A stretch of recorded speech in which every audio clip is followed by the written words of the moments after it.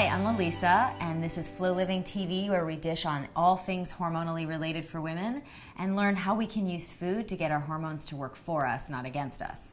So I have a great question from a follower who is curious about how she can leverage every different phase of her cycle. Her question is, Elisa, I feel so different week over week in my cycle, and some weeks I'm feeling really great and productive, and other weeks I just want to stay in bed. How can I feel better all month, and how can I learn what to do with my hormones to be more successful in my work?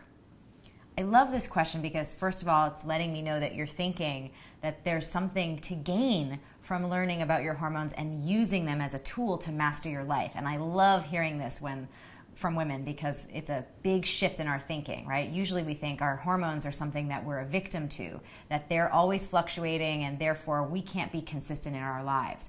But actually our hormonal patterns are really predictable, and if we learn what the 4 distinct phases are and what they offer our brain chemistry and our energy levels, we can work with them and leverage them to get anything that we want out of our life. So let me break down the 4 phases for you and give you some of my favorite things that you can focus on to be more successful at work in each phase of your cycle. So the first phase is your follicular phase. And this is the time of your cycle where hormones are kind of at a low point. They're starting to increase, estrogen in particular, and you're just much more open and ready to try new things. So this is a great time to start new projects at work, to plan the month ahead, do some project management, break out your Excel documents and get organized for the month ahead, and even brainstorm with people in meetings to sort of see what kinds of things you might want to create for the month ahead. The second phase of your cycle is the ovulatory phase, and the brain chemistry that you have here actually heightens your verbal skills. So this is a wonderful time in your work life to have important conversations, ask for a raise, negotiate for things that you need, work with vendors to get jobs done. All of that communication and collaboration just comes much more naturally to you at this time. So to the extent that you can, try to plan for that every month and see if you can't put those types of meetings in your calendar ahead of schedule. The third phase of your cycle is your luteal phase.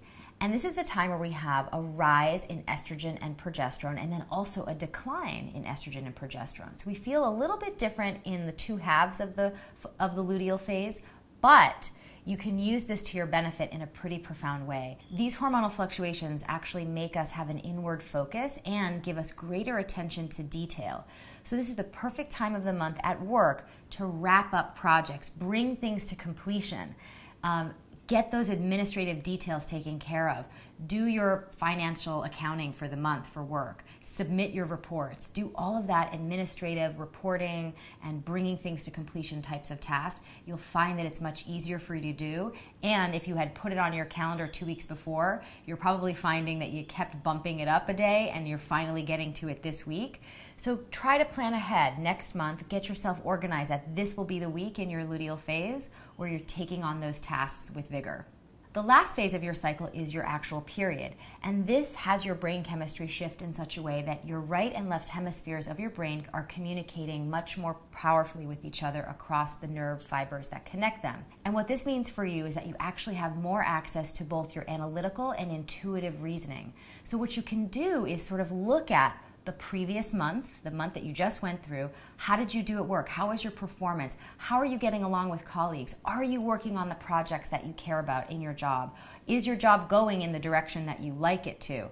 How are you feeling and thinking about the business that you're in as a whole? And you can spend this time actually doing little course corrections, thinking for the month ahead, 3 months ahead, the year ahead. What are the big changes in your life, in your job that you need to make to stay happy and successful in your career? So these are all the ways that we can leverage our hormonal changes to be more successful in our lives. We don't have to think anymore that our hormones are something that mess with us. Actually, they can really set us up for huge success. Now I want to hear from you. Let me know what you thought of this video by leaving your comments below. And if you have a question about how you can use your hormones to be more successful in your work, in your relationships, definitely email us at info@flowliving.com and we'll get back to you. Every woman deserves to feel amazing all month long, and I want you to experience your new normal of health.